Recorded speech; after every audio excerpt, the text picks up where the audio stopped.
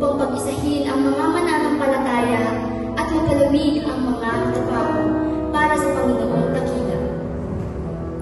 Nagsisilbing tagapayo upang tayo makabuti, hindi nangungunsinti, kundi tatama tayo sa mga pagkakamali.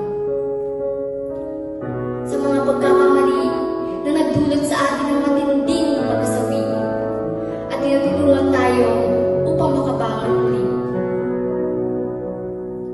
Sa ating mga karamdaman, lubos ang kanilang panalangin.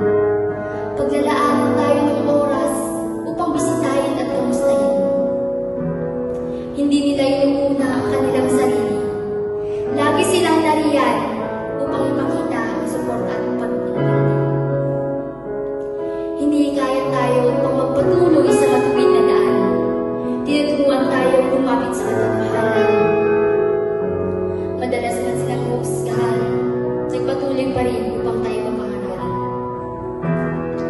Ang ating mga pastor ay tapat nating kaibigan.